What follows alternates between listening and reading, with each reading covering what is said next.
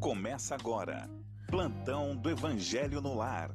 Viralizando o amor e a solidariedade. Olá, boa noite. Agora 18 horas, hoje dia 23 de setembro, né?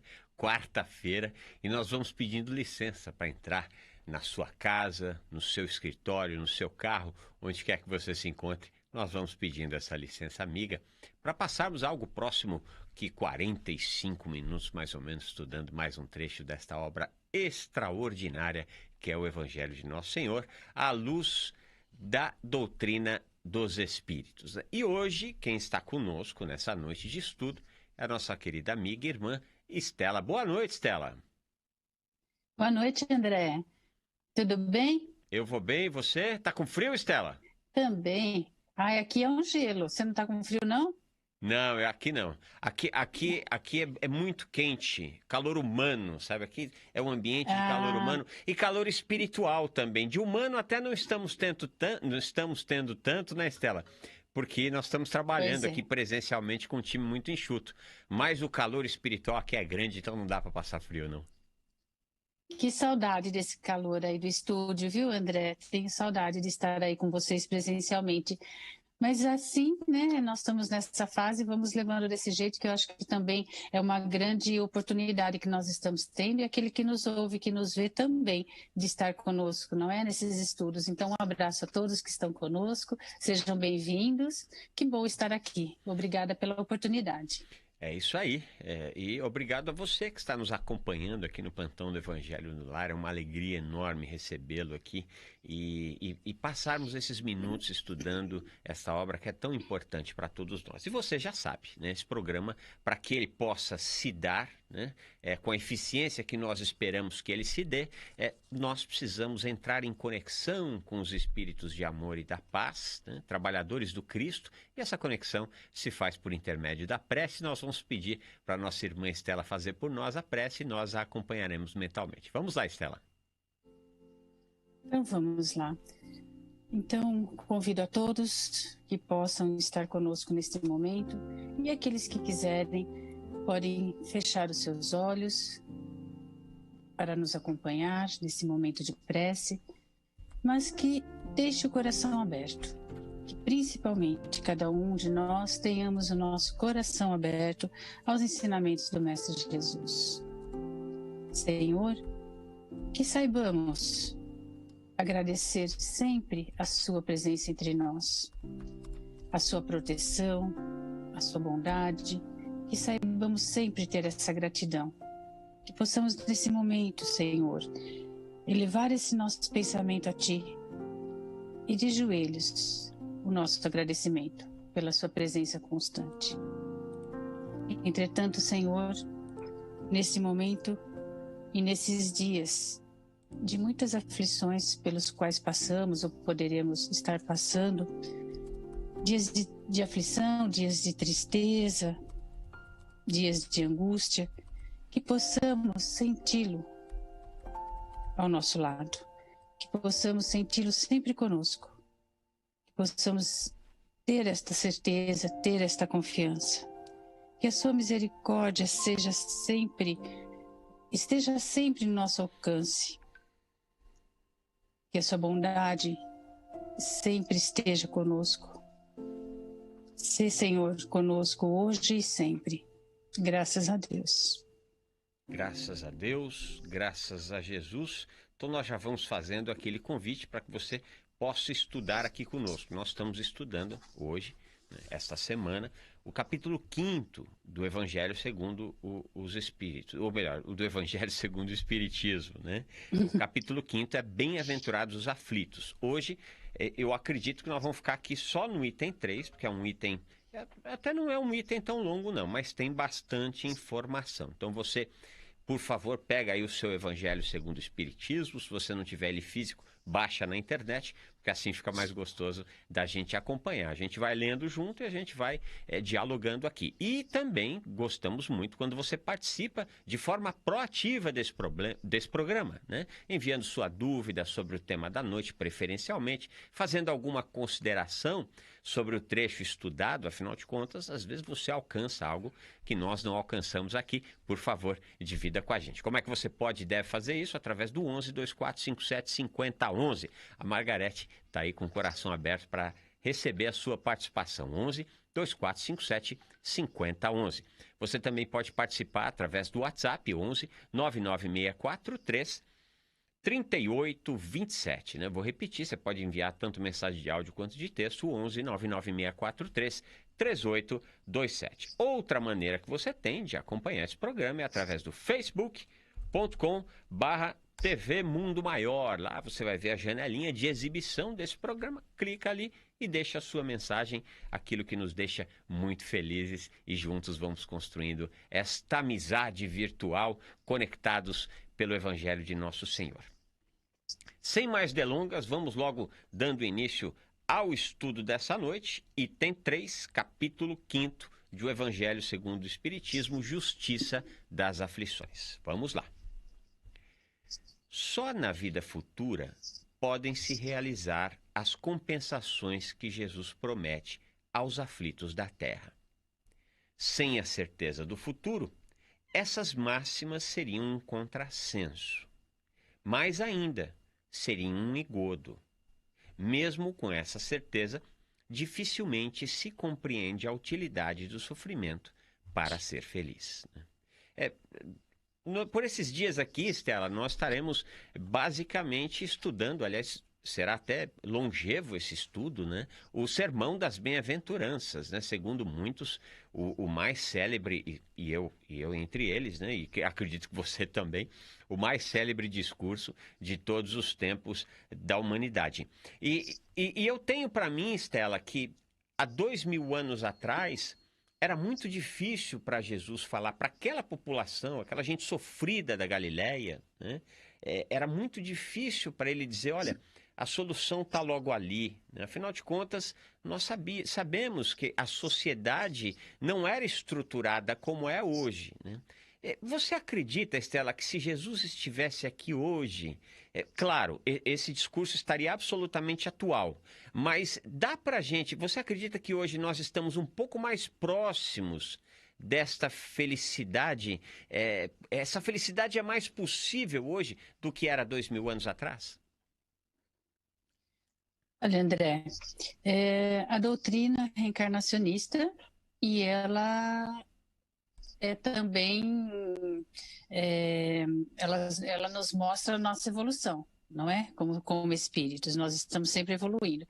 Então, eu acredito sim que nós estamos comparando agora com aquela época, que nós estamos sim mais próximos, porque nós estamos progredindo durante todas essas nossas reencarnações de lá para cá.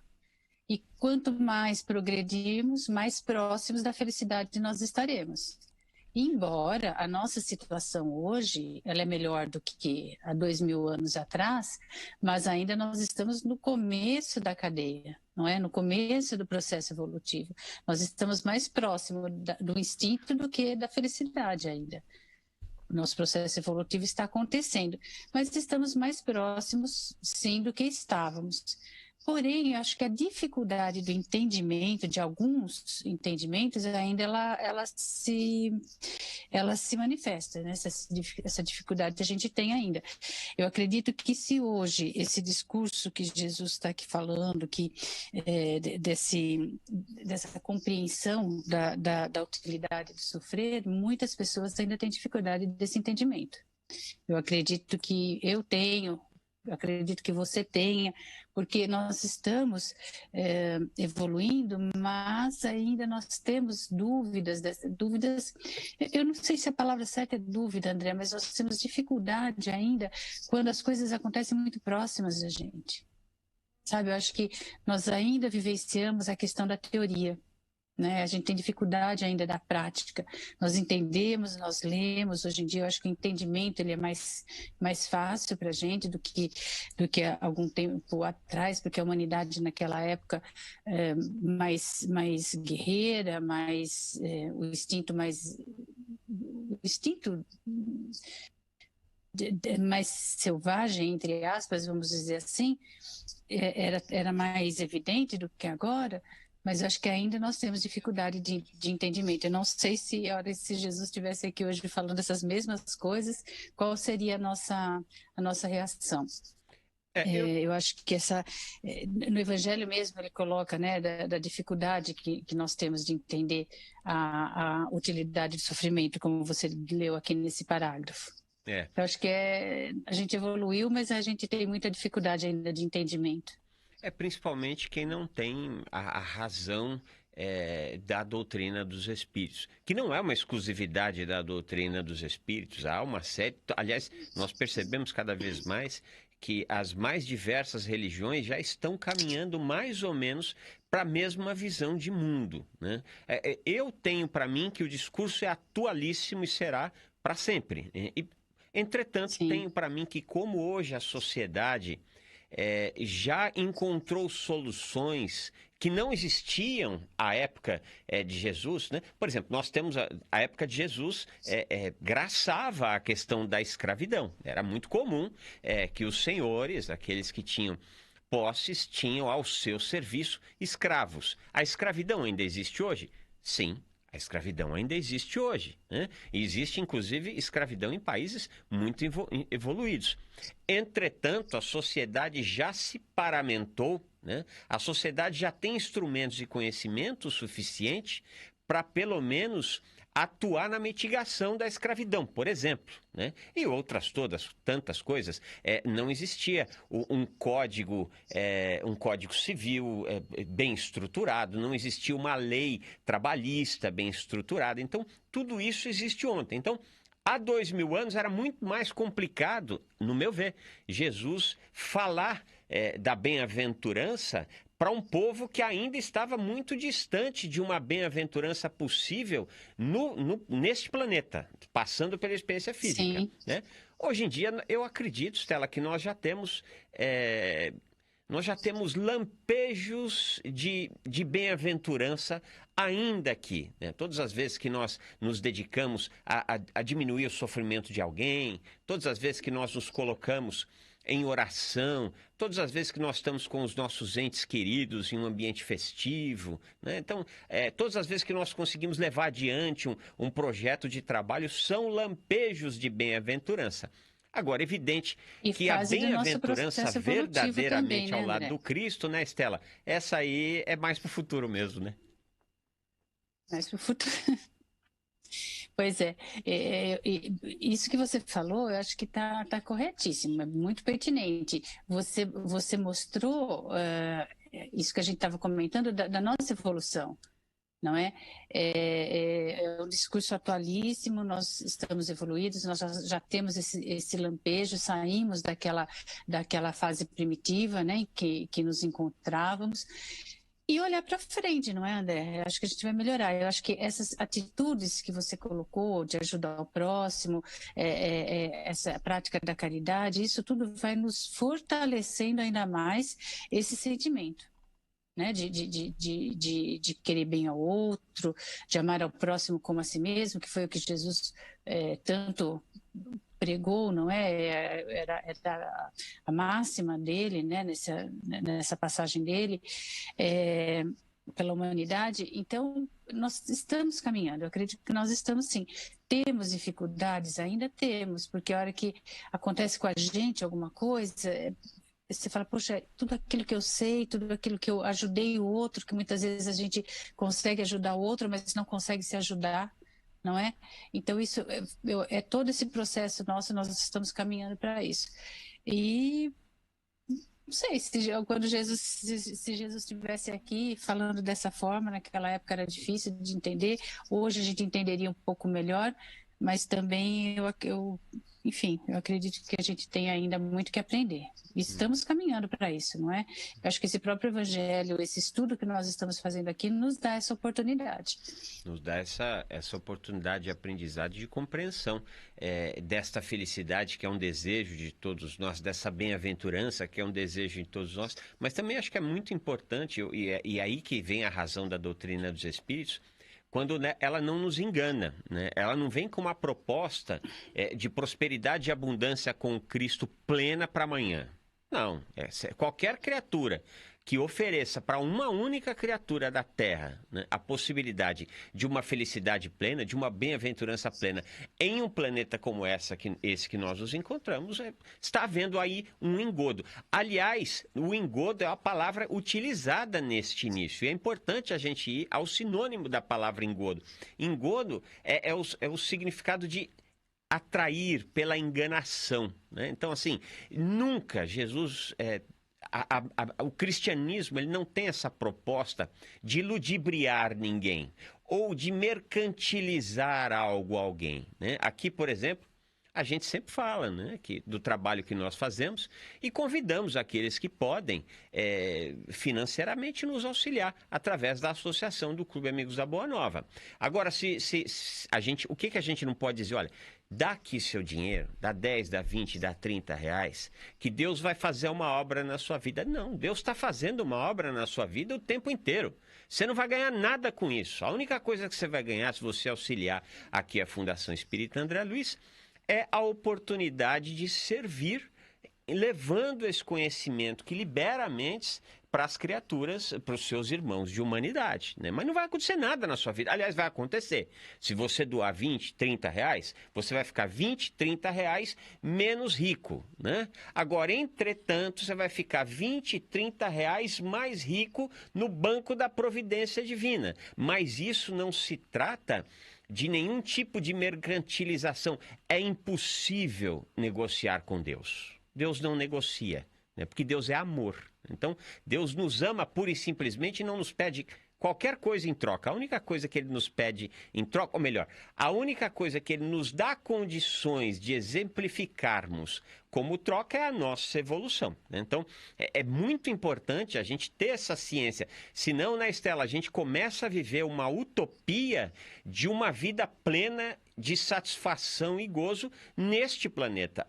Aquilo que é totalmente impossível.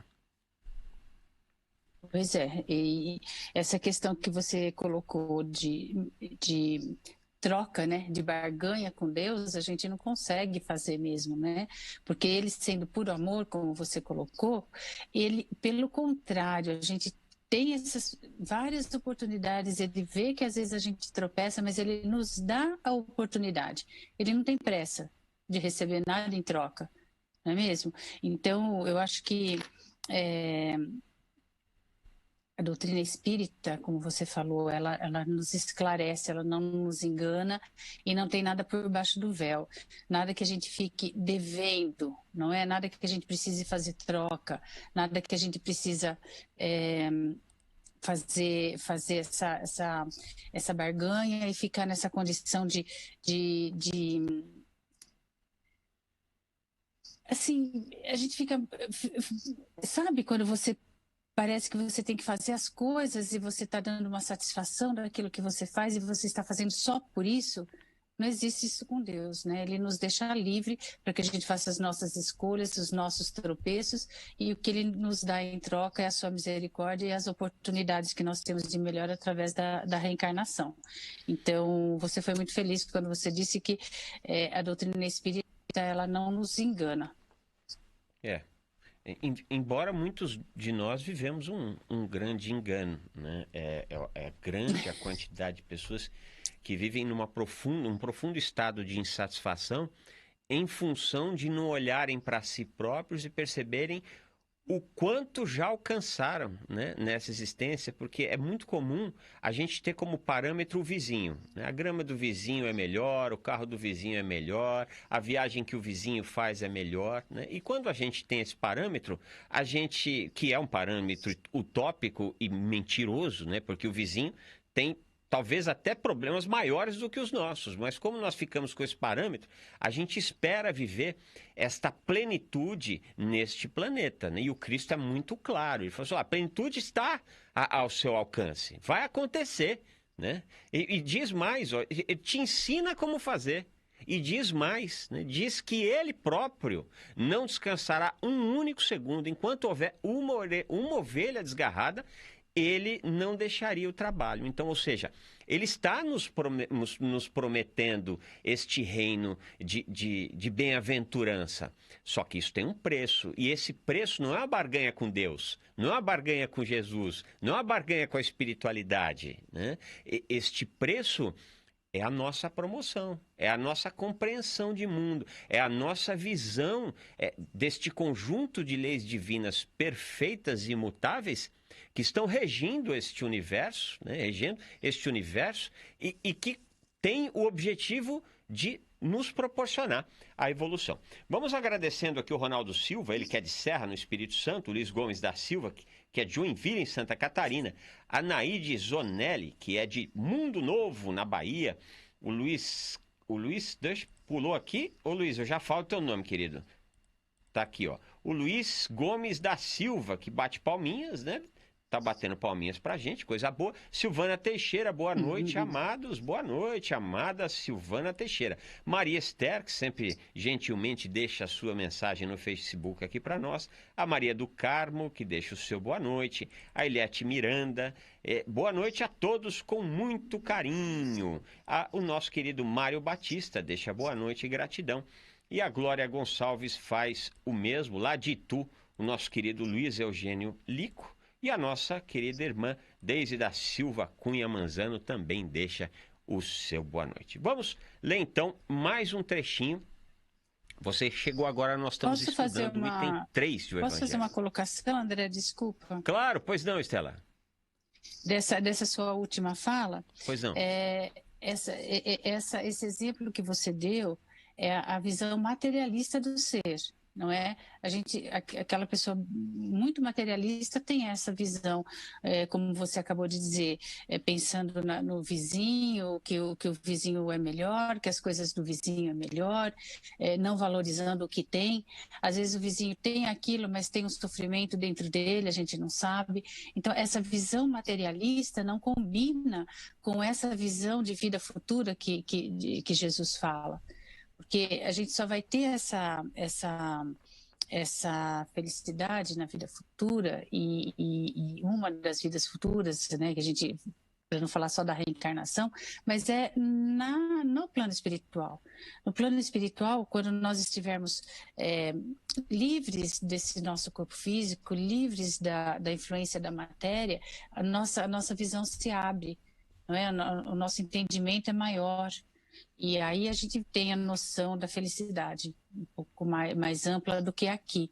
Porque essa visão materialista, egoísta, da inveja, do orgulho e do querer do outro, enfim, de não se valorizar e não valorizar o que tem, não ser grato pelo que tem, essa visão materialista não combina com essa esperança que Jesus nos dá, né, da vida futura. Então, a vida futura no plano espiritual também, ela é essa vida futura, livre desse materialismo, livre do nosso corpo físico que se envolve muito aqui com a matéria. Aí o nosso conhecimento se amplia, nossa visão de felicidade aumenta. E eu tenho para mim também que foi uma ordem de comando, viu, Estela? Fala-se em 4.000 criaturas, né, no célebre discurso das bem-aventuranças, ou Sermão do Monte, ou Sermão da Montanha, não importa, o evento é o mesmo. Fala-se de 4.000 pessoas. Sem dúvida nenhuma, o discurso ele é pautado em amor, ele é pautado em consolo, né? Em consolo justamente por apresentar uma vida espiritual de plenitude, né? Mas eu também tenho para mim, Estela, eu acho o momento mais mágico de toda a história da Terra. Eu tenho para mim que esse é o momento mais mágico de todos da história da Terra. E eu tenho para mim que o discurso foi tão poderoso e tão envolto em amor, né? E esse magnetismo envolveu tanto aquelas criaturas que esses foram talvez, não tem estudo sobre isso, mas eu tenho, é um achismo meu, que a quantidade de pessoas que estavam naquela plateia e que se tornou, ainda naquela existência, grandes trabalhadores do Cristo e grandes construtores desta bem-aventurança futura, uma boa parte saiu daquele evento, porque é um evento muito significativo, né? Que toca, né? Ele toca profundamente. Esse capítulo, o maior capítulo do Evangelho, ele uma reflexão atrás da outra, não é, André? Uma reflexão atrás da outra, você ao entender essas bem-aventuranças, ao colocá-las como conduta moral, regra de conduta moral para cada um de nós temos muitas reflexões a serem feitas. Você imagina o magnetismo de Jesus nesse encontro com aquelas pessoas, o que foi transmitido, o sentimento de cada pessoa que lá estava. Né? Percebendo esse magnetismo de Jesus nessas palavras tão importantes e de conduta moral para cada um de nós. Então, não tenho dúvida que de lá saíram também muitos trabalhadores da seara do Mestre. É isso aí. Vamos dar, então, continuidade aqui à leitura do estudo da noite, capítulo 5, item 3, né? Quando está falando aqui da justiça das aflições. Vamos lá. Dizem, para haver mais mérito, mas então se pergunta, por que uns sofrem mais que os outros, né? Por que uns nascem na miséria e outros na opulência, sem nada haverem feito para justificar essa posição? Por que uns não são bem-sucedidos em nada, enquanto que para outros tudo parece sorrir? Porém, o que se compreende ainda menos é ver os bens e os males tão desigualmente partilhados entre o vício e a virtude. É ver os homens virtuosos sofrerem ao lado de perversos que prosperam, né? Estela, sabe, quando eu estava lendo esse trecho aqui, eu pensei em duas palavras que estão aqui neste trecho lido, né? Que é porque uns não são bem-sucedidos e o outro sofrerem ao lado de perversos que prosperam, essa palavra, prosperam, né? Só que aí a gente precisa ir à teoria da relatividade, que não é só uma teoria física, mas eu acredito que inclusive é uma teoria moral, que é uma teoria intelectual, uma teoria espiritual, que aquilo que é próspero para uns não é próspero para os outros. Aquilo que é tido como bem-sucedido para uns não é bem-sucedido para os outros. Eu tenho dificuldade enorme de achar que uma criatura que é milionária é bem-sucedida, né? Ela pode ser bem-sucedida, mas ela não é bem-sucedida porque ela é milionária. Ela é bem-sucedida se ela faz bem aquilo que ela se dignou a fazer, se ela consegue dar conta dos compromissos familiares que ela trouxe para o seu curso de vida. Ela é bem-sucedida se ela consegue ser bom filho, bom pai, boa mãe, boa esposa. Enfim, se ela consegue agir na sociedade de forma a contribuir para a sociedade, né? Esta visão de que bem-sucedido e prosperidade é puramente material, isso é destruído no Sermão das Bem-aventuranças, principalmente quando se fala da justiça das aflições, né, Estela? Justamente. Essa visão mais curta, né, dessa situação, ela é bem própria desse homem material, né, dessa visão materialista que a gente comentou. Nessa leitura, nessas frases aqui, fica muito também colocado, André, embutido nisso, a reencarnação. Não é? É difícil a gente entender uma situação dessa, de bem-sucedido ou mal-sucedido, de próspero ou não, além dessa visão que você colocou, se nós não trouxermos para a conversa a reencarnação. Porque se tivermos a visão limitada de uma só vida, às vezes você vai pensar, e falar, mas como aquele é desse jeito e esse não é? Como esse tem saúde e esse não tem? Como esse é injustiçado por coisas que não fez e os que fizeram não sofrem essa outras punições? Então, a palavra também que eu vejo embutida nesse parágrafo é a reencarnação. A visão reencarnacionista nos dá explicações sobre essa situação. Como você bem falou, prosperidade e opulência não significa moralidade, não é? Então a gente precisa colocar esses itens aqui numa sequência para que a gente possa fazer essa reflexão. E a reencarnação vem falar muito, né? Vem dizer muito sobre isso. Quando a gente não vê uma lógica ou uma razão para as coisas que ocorrem nesta vida, só nesta vida. Nossa visão não abrange tudo isso. Então, nós precisamos lembrar da reencarnação. Então, trazemos coisas, fazemos escolhas aqui que levaremos para a próxima vida. Então, quando você coloca a reencarnação nesse assunto de diferença, de desigualdade, a reencarnação traz muitas explicações para a gente. Agora, o que você falou é uma verdade, não dá para a gente relacionar. A pessoa, às vezes, ela é próspera, mas de que forma? Não é? O que é prosperidade? O que você acha que é prosperidade para um, não é para outro? Então, isso é outra boa reflexão que nós precisamos estar fazendo. Eu tenho para mim até, né, Estela, que no futuro, quando nós compreendermos melhor o mundo espiritual e as leis divinas, o próprio conceito de prosperidade e de ser bem-sucedido, ele sofrerá modificações, né? Eu não tenho dúvida nenhuma disso, porque nós teremos condições de enxergar prosperidade, abundância e ser bem-sucedido numa visão mais integral, né? Está cheio de gente, não por acaso, as classes mais abastadas são aquelas que consomem a maior quantidade de ansiolíticos e antidepressivos, né? Ou seja, é furado ter dinheiro no bolso? Não, não é furada. Ter dinheiro no bolso é maravilhoso. Se você tem algum problema com o seu dinheiro, nós aceitamos o seu dinheiro aqui, pode dar pra gente, não tem problema nenhum. Mas, falando verdadeiramente, o dinheiro ele é uma maravilha, ele é uma bênção. Agora, o dinheiro pela matéria, aí há o descaminho, aí dá o descontrole, aí é que nós passamos a perder a mão naquilo na nossa andança.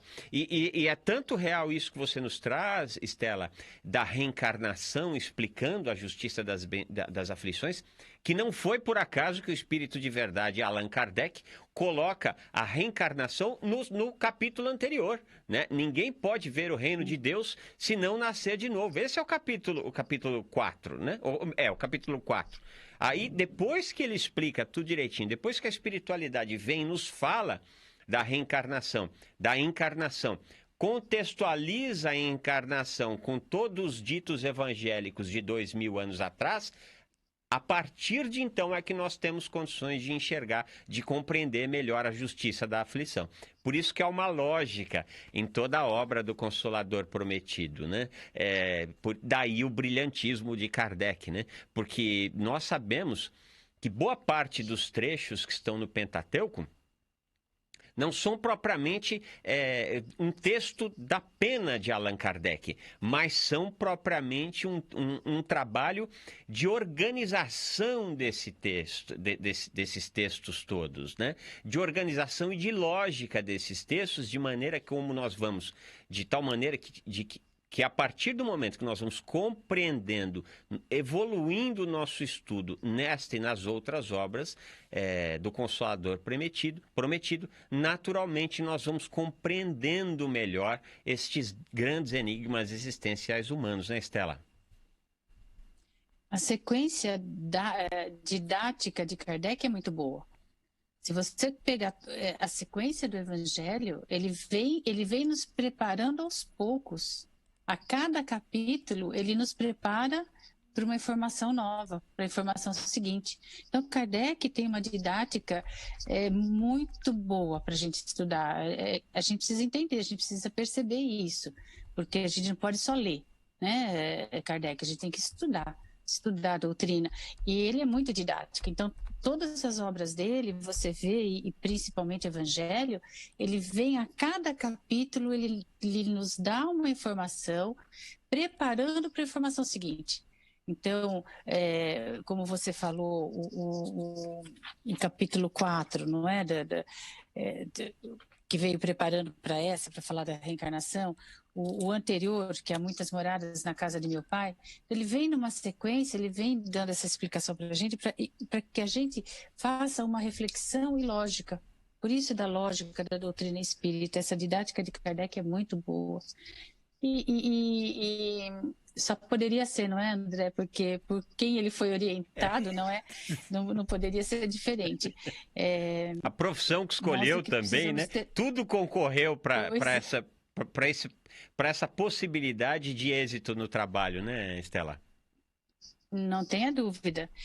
Nós é que precisamos ter olhos de ver, porque cabe a nós essa reflexão, porque ele deu tudo já mastigadinho para a gente. O Espiritismo realmente é o Consolador prometido, porque ele vem explicando todas essas questões que Jesus colocou, explica as parábolas, explica as bem-aventuranças. Então, a lógica disso tudo é que nos faz, nos fortalece, nos faz acreditar nisso tudo, né? Nos faz Sim. ver esse futuro que Jesus fala, nos faz ter a fé no futuro, né? Que Jesus fala aqui. É por conta dessa lógica da doutrina e desses argumentos tão firmes que ela tem. Sim, sem dúvida alguma. Bom, vamos dar continuidade aqui na leitura do trecho, item 3 do capítulo 5 do Evangelho segundo o Espiritismo. A fé no futuro pode consolar e inspirar paciência, mas não explica essas anomalias que parecem desmentir a justiça de Deus.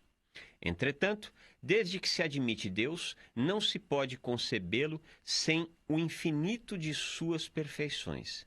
Ele deve ser todo poder, todo justiça, toda bondade. Sem isso, não seria Deus. Isso é de uma profundidade extraordinária, né? É tão lógico, Estela, porque se você pensa num ser capaz de fazer um mundo com tal perfeição, né, que hoje, dotados dos instrumentos científicos, filosóficos, de todo o conhecimento que nós alcançamos, se há... Eu estava vendo domingo, eu estava assistindo um programa do maior canal de comunicação, né, do Brasil. Estava falando ali, Estela, de uns sapinhos que estavam lá na Disneylandia, acho que era uma coisa assim. Os sapinhos são brasileiros, né? E os sapinhos foram devolvidos para o Brasil, porque os sapinhos são brasileiros. É uma espécie muito particular, é uma espécie rara, né? E aí eu pensando, os sapinhos vão voltar para a natureza. E aí vem o biólogo e fala assim, olha, infelizmente, esses sapinhos, eles nunca mais vão poder ir para a natureza. Eu pensei, mas por quê? Não é só ensinar o bichinho a pegar mosca. Eu achava que esse era o problema, que era o problema da alimentação. Ele falou, porque o problema é que nós não sabemos se nesse percurso estes sapinhos acabaram adquirindo algum tipo de bactéria, algum tipo de vírus, alguma coisa que cause um desequilíbrio na região da qual eles são originárias. Ou seja, está aí uma prova, e são abundantes as provas de todas as vezes que nós tentamos ser Deus, né? Em Fernando de Noronha, alguns anos atrás, levaram um lagarto para poder se alimentar, matar um outro bicho que estava aterrorizando lá Fernando de Noronha. E virou uma praga, porque o lagarto não tem predador, né? Então, como ele não tem predador, esse lagarto, ele simplesmente ele passou a se proliferar e hoje é um grande problema lá em Fernando de Noronha. E há uma quantidade enorme de exemplos como estes, né? Ou seja, se nós, depois de tanto tempo, ainda não temos condições de fazer uma coisa simples, que é pegar uns sapinhos e colocar nos lugares aonde eles deveriam estar, né? Imagine, meus irmãos, minhas irmãs, como é que nós vamos explicar essa perfeição toda se nós não colocarmos um autor por trás dessa perfeição? E se existe um autor por trás dessa perfeição, ele é mais perfeito do que a perfeição que ele foi possível criar, né? Em cima dessa lógica, é fácil de nós compreendermos a justiça de Deus utilizando-nos da reencarnação, né, Estela? Sim. Toda essa dificuldade de entendimento que nós temos, André, é porque nós ainda temos dificuldade de entender Deus. Quando nós não tivermos a dificuldade mais de entender Deus, aceitarmos Deus, as coisas se esclarecem. Porque quando ele fala assim, não se explica essas anomalias que parecem desmentir a justiça de Deus. Então, quando não se explica e desmente Deus, é porque você não entende Deus. Porque pensa, todos as condições de Deus, todos os seus atributos, né? Soberanamente bom e justo, onipotente, onipresente, ele não iria nos dar uma condição de sofrimento porque ele quer. Se ele é bom e justo, concorda? Essas nossas aflições, e fica fácil da gente entender essas diferenças que nós estamos vendo, justamente pela justiça, pela bondade de Deus. Ele não iria nos fazer sofrer. E se ele é justo, ele nos dá o livre-arbítrio. Ele nos dá a opção de escolha. E muitas das escolhas equivocadas que nós fazemos nos causa aflição. Muitas escolhas certas que fazemos nos traz a felicidade. Então, a justiça de Deus está aí. E a bondade dele, ele é soberanamente bom e justo e bom, é porque ele reconhece as nossas dificuldades e nos dá oportunidade através da reencarnação. Então, a dificuldade que nós temos em entender as nossas aflições é porque ainda nós temos dificuldades de entender a Deus. Quando nós passamos a compreender Deus e os seus atributos, a gente percebe que nós somos os causadores dessa aflição porque nós temos o livre-arbítrio, porque ele é justo. Ele nos dá essa oportunidade. Isso é uma oportunidade, essa justiça de Deus é justamente o livre-arbítrio. Nós fazemos as escolhas. E a bondade dele é justamente nos dar outras oportunidades de nos melhorarmos e de consertarmos, às vezes, os equívocos que a gente comete, que é através da reencarnação. Então, eu acho que assim, quando a gente compreende Deus, a gente consegue compreender muita coisa. Se bem que eu tenho uma dificuldade grande de compreender Deus, viu, Estela? Aliás, eu tenho dificuldade grande de compreender Jesus. Eu ainda estou tentando compreender Jesus, porque o cara é muito especial para a gente entender, né? Mas você tem razão, esse é o caminho. Eu diria que talvez, mais do que compreender, é confiar, né? É esta fé que se apoia em razão, né? É confiar que existe uma força absolutamente perfeita que está tomando conta para que as coisas possam evoluir. Vamos ler o último trechinho aqui do item 3, do capítulo 5 do Evangelho segundo o Espiritismo. Se Deus é soberanamente justo e bom, não pode agir por capricho, nem por parcialidade. As vicissitudes da vida têm, pois, uma causa. E visto que Deus é justo, essa causa deve ser justa. Eis do que cada um deve se compenetrar. Pelos ensinamentos de Jesus, Deus permitiu que os homens viessem a compreender essa causa. E hoje, considerando-os bastante amadurecidos para compreendê-la, ele a revela inteiramente pelo Espiritismo, isto é, pela voz dos Espíritos, né? Quando a gente lê o Livro dos Espíritos, quando a gente estuda, melhor dizendo, o Livro dos Espíritos, né?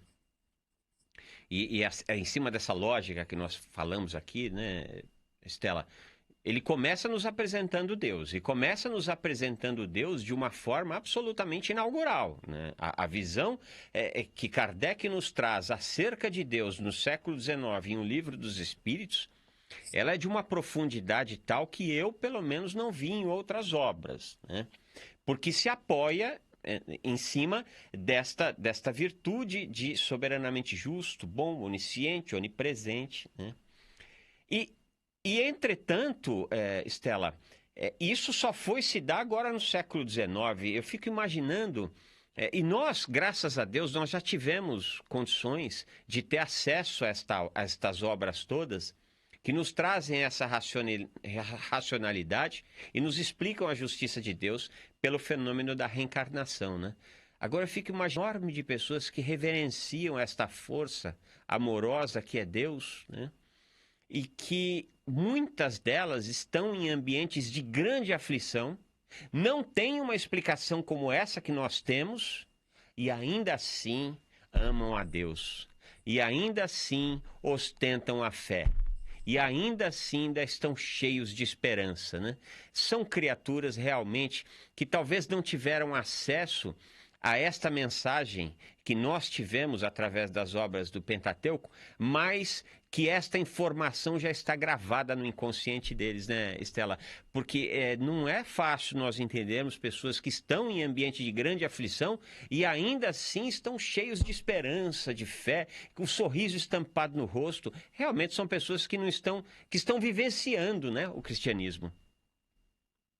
Justamente. E isso reforça a lógica da reencarnação. Eles, nesse momento, eles não estão tendo essa mesma informação que nós estamos tendo. Mas você falou bem, está gravado, ficou gravado neles. Então, vivências de vidas passadas que nós trazemos, essas marcas, esse conhecimento que fica no espírito. Então, agora ele vive isso e a certeza de Deus nele é tão grande que ele talvez não precise de tudo isso que nós estamos precisando. E ainda às vezes temos dificuldade. Já vivenciou isso, já passou por isso, já tem esse conhecimento, já traz essa certeza com ele. Então, ele passa pelas dificuldades, se mantendo firme, com a fé, com a esperança.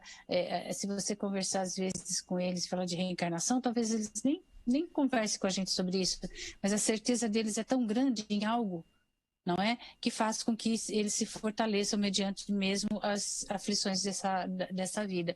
Então, eu acho que isso reforça a lógica da reencarnação. Trazemos, né?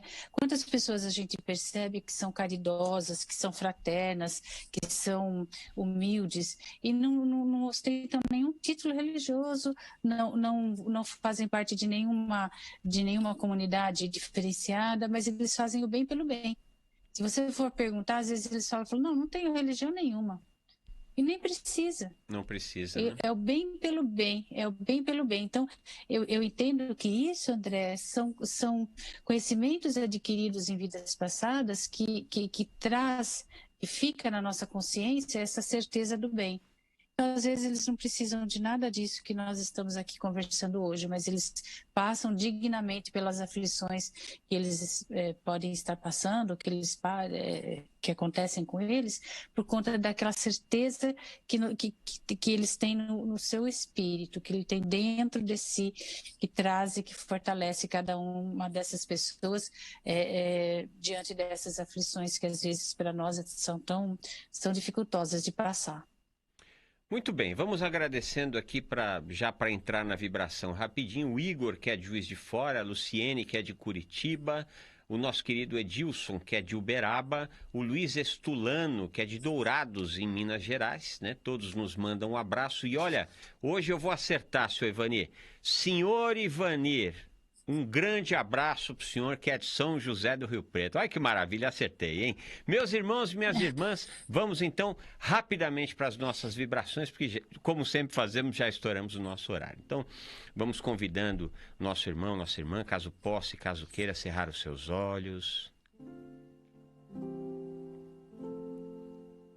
e receber a paz e o amor que nos é ofertado nesse instante pela espiritualidade amiga que está conectada conosco. Irmãos queridos que nos conhecem, têm ciência de nossos medos, de nossos dramas, de nossos traumas, mas, sobretudo, têm confiança plena no nosso desejo sincero de nos tornarmos criaturas melhores.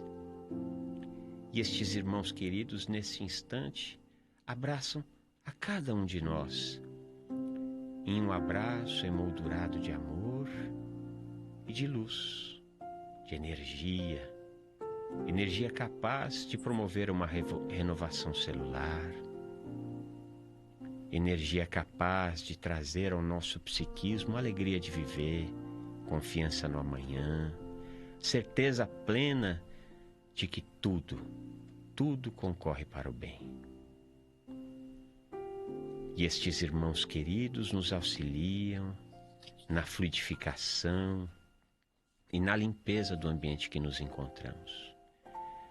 Se estamos no nosso ambiente de trabalho, que a paz e o amor possa reinar neste ambiente para que haja empatia entre as criaturas, geração de emprego e renda, gerando dignidade. Se estamos em nosso lar, a nossa residência nesse instante é iluminada, é saneada. A nossa residência é luz, é paz, é um ambiente tranquilo para o nosso crescimento e para a convivência harmoniosa entre nós e aqueles que coabitam conosco. Vibremos intenso amor, aquela criatura que nós sabemos que está passando por uma dificuldade, não importa qual seja ela, Jesus tem a cura, Jesus tem o alimento, Jesus tem o remédio. Está ali, ao lado desta criatura, deste irmão, desta irmã, envolvendo, soerguendo, felicitando, trazendo paz e esperança. E por fim, como todos sempre fazemos todas as noites, vamos vibrar amor e paz aos nossos irmãos da área da saúde, para que possam oferir forças e continuar a prestar o excelente trabalho que estão prestando nesse momento de tanto aprendizado que nós estamos atravessando. E por fim, extremamente gratos pelo pão evangélico dessa noite, nós vamos pedindo licença a Deus e a Jesus para encerrarmos esse estudo. Graças a Deus. Stella, querida, uma ótima noite para você. Obrigada, André. E deixar uma mensagem para os nossos ouvintes, que Deus é soberanamente justo e bom. Então, se nós ou alguém estiver passando por alguma dificuldade nesse momento, essa dificuldade tem uma causa, e essa causa é justa, mesmo que seja para o nosso crescimento, que a gente possa refletir sobre isso. Muito obrigada a vocês, a todos que nos acompanharam. Obrigada, André. Uma boa noite. Obrigado, Stella. Obrigado você, meu irmão, minha irmã. Nós retornamos amanhã às 18 horas e você vai ter uma noite para lá de iluminada. Até amanhã. Beijo no coração.